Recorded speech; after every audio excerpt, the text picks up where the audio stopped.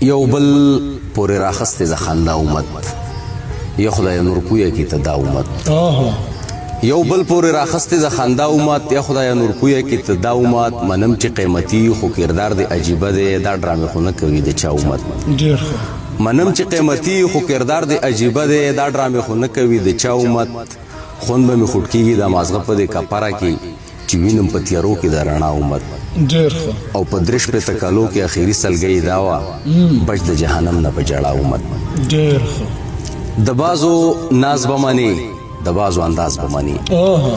د بازو ناز به منې د بازو انداز به منې هره خبره خو څوک داسې نه اوري ځینو کې ساز به منې یو دیدنتګی په هوا راوړی سړي اجاز به منې ښکار خو قارغان هم کوي خو مړه باز به مني ښکار خو قارغان هم کوي خو مړه باز به مني منم چې شعر مې معیاري نه دی خو زما انداز به مني ویل په بازو لکه تندر لګي د شعیب اواز به مني او دغه نظم به درته ووایم چې عرب وي که پښتون زما خبرې د پنجاب واوري عرب وي که پښتون زما خبرې د پنجاب واوري لږ مې د خیر د بې سازونو بې رباب واوري پوی به شي که نن د باجوړی خانه خراب واوري که غوږ دی وي یو څو پاکې خبرې زه بدنام وکم بس صاحب نور به زخمي نړۍ ته پام وکم زمانه مینه د لیلا پاتې غم به د قام وکم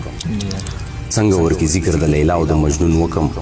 یو یې خښ په بل یې راوړو قصه نن که د پرون وکم په مانځه ډزې شروع شولې مون مات کمه کتون وکم په توبو مې توبه وي اوس ګیله د پنجابي که د پښتون وکم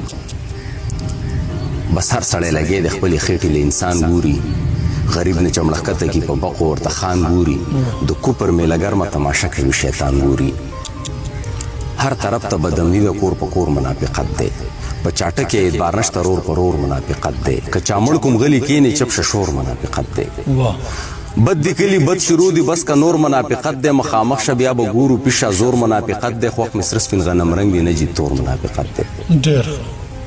لیونی شوم په نړۍ کې دا خورکلی نفرت چارې ته یې ماته او زه تا ته سورکاپیر مرګ مې راوارې دلته سم سړی په دار دی ګوره غل پکې باچا دی قانون د زورورو د باقي ټول لیوني وي شتمن خلک دی ژوند کوي کمزور دی زنداني وي ای زما توبه رابه که دا مسلماني وي معلومیږي چې د امن او د مینې سړی وژني غږېږه خو خبر یې که نه سپینې سړی وژني نو دروغ د زنده‌باد وي ښه رښتینې سړی وژني یو هوا د را روانه دلته حق سړی به هم شي تاریخونه به سر وخوري او قامونه به بېنوم شي نه به امن چرته راشي نه به یو رانه پښتون شي دا ډغرې به تر مرګ مرګ نه پس به بیا سکون شي او غلی شه باقي ژوندون شوی به که د ځان غواړي غلی شه باقي ژوندون شوی به که د ځان غواړي شته مزغونه خلاص شي که ته امن د انسان غواړي د امن معنی داسې لکه هندونه چې ایمان غواړي ډېره مننه